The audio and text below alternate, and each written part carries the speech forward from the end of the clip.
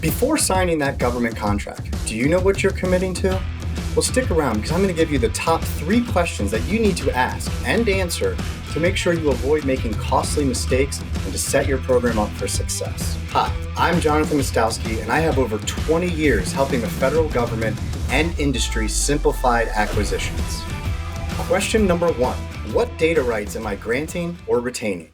Data rights define how the government and contractor can use, modify, or share the data or intellectual property that's created under that contract. Misunderstanding these rights can impact your ability to reuse or commercialize your own work. Let's take a quick second here to go over the most common types of data rights included in government contracts. The first one is unlimited rights, and unlimited rights are typically used when the government is paid for the custom development of software. The government can use, provide, or share the data with anyone, including in the government as well as other contractors. The second type of data rights is government purpose rights. Oftentimes, government purpose rights is used when both the government and the contractor contributed to the development of the code. And it basically restricts the use of the code outside of the government, but allows the government to use it for free within the government.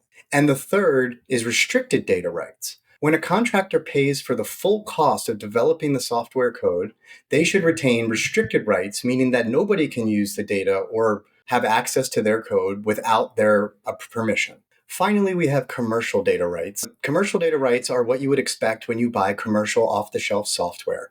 These have particular end-user license agreements that lay out the exact ways in which the government or anyone else can and cannot use that data.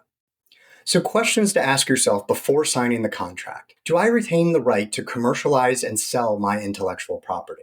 Does the government have the right to share my intellectual property with other contractors? Be clear about what it is you are agreeing to and remember to negotiate if needed. Question number 2. Do I have a clear understanding of the deliverables? And does the government's understanding of the deliverables align with ours? Deliverables are the heart of any contract. This can get particularly important under agile contracts where deliverables might be a little less certain, specifically around the minimum viable product or MVP. This is the area where I see agile contracts run into the biggest challenges. Not having a clear understanding of what functionality must be delivered in a minimum viable product can lead to a misalignment in expectations, scope creep, and plain frustration with the government stakeholders. As a best practice here, clearly define the MVP up front. What features, functions, or outcomes does the government consider acceptable to meet the initial goals of the contract? For software, is it a fully functional beta product or just a set of core features? It's imperative to ensure that the government understands and is aligned with the process for iterative work and understands that there will be incremental progress. Questions to ask yourself. Are the deliverables measurable and defined? Is there a process to accommodate feedback without delaying delivery timelines? Setting clear expectations of deliverables ensures both sides are aligned and reduces the frustration and potentially defaulting down the line. Okay, before we get to question number 3, remember to like, subscribe, and put a comment below.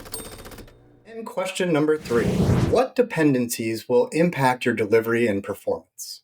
Dependencies such as access to government systems, deliverables from other contractors, internal government approval processes can make or break your delivery. Here are some key points to address before entering into the contract. What government approvals will you need, and what timelines are associated with those deliverables? What happens if the government is delayed more than a week on their approvals? Is there going to be consideration for your timeline and the expectations on your schedule? What access requirements are you relying on regarding access to government systems and facilities? Do you have a clear plan for when and how access will be granted?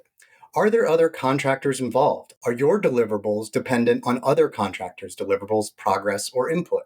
How will delays from other contractors and misaligned management affect you? Questions to ask yourself. Do I know all parties and steps involved in completing the work? Are there risks I can mitigate upfront? Understanding these dependencies ahead of time will help you proactively manage and maintain control of your performance. These 3 questions about data rights, deliverables, and dependencies can set you up for success in government contracting. Neglecting them could lead to costly mistakes, missed deadlines, or loss of opportunities.